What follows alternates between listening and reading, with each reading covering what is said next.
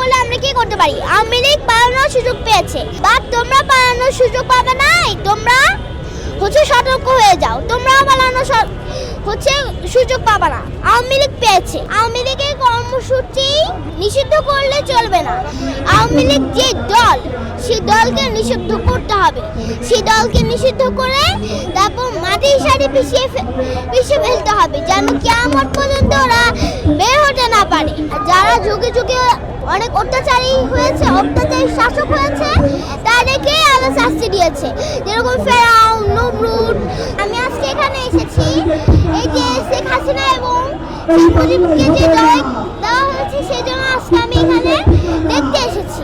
আমি ডক্টর ইউনূস আঙ্কেলকে বলতে চাই যে শুধু আওয়ামী লীগের কর্মসূচি নিষিদ্ধ করলে চলবে না। আওয়ামী লীগ যে দল, সেই দলকে নিষিদ্ধ করতে হবে। সেই দলকে নিষিদ্ধ করে তারপর মাটির সাথে পিছিয়ে ফেলতে হবে, যেন কিয়ামত পর্যন্ত ওরা বের হতে না পারে। আমি সেটা চাই। আমি এখানে আমার মাম্মির সাথে এসেছি এবং আমার খুবই ভালো লাগছে যে আমি এখানে আসতে পেরেছি। আমি এটা বলতে চাই যে আমি আন্দোলনে ছিলাম এবং আছি, আমি থাকবো। আমি হাসনাত আঙ্কেলের সাথে আছি এবং সবার সাথে আছি। আল্লাহ যারা যুগে যুগে অনেক অত্যাচারী হয়েছে, অত্যাচারী শাসক হয়েছে, তাদেরকে আল্লাহ শাস্তি দিয়েছে, যেরকম ফেরাউন, নমরুদ, তাদেরকেও কিন্তু আল্লাহ শাস্তি দিয়েছে। সেরকম ভাবে হাসিনাকেও আল্লাহ শাস্তি দিচ্ছে। আমরা আওয়ামী লীগ নিষিদ্ধ হয়ে যাওয়ার পর, তাকে মাটিতে পিষে ফেলার পরে, তারপর তাদের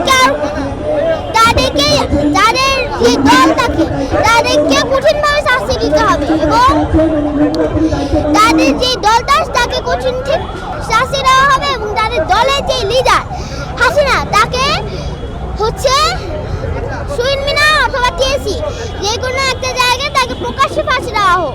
আমি বিএনপিকে বলতে চাই যে বিএনপি, তোমরা আজকে এই দিনটা দেখে শিক্ষা নাও যে আওয়ামী লীগ নিষিদ্ধ করলে আমরা কি করতে পারি? আওয়ামী লীগ পালানোর সুযোগ পেয়েছে, বাট তোমরা পালানোর সুযোগ পাবে নাই। তোমরা সতর্ক হয়ে যাও, তোমরা পালানোর সুযোগ পাবে না। আওয়ামী লীগ পেয়েছে, কারণ তারা যদি এরকম স্বৈরাচার হয়, তাহলে তাদেরকে কি করা হবে? তাদেরকেও তাদের চেয়ে খারাপ অবস্থা করা হবে। আজকে এই দিনটা থেকে তাদেরকে শিক্ষা দিতে হবে। আমি বিএনপিকে এটা বলতে চাই, বাট আমি কারো কাছ থেকে শিখে এই কথাগুলো বলি না। আমি নিজ থেকেই বলি, পড়াশোনা করি নিজ থেকে কথা বলার জন্য, অন্যদের কাছ থেকে শোনার জন্য। ওকে,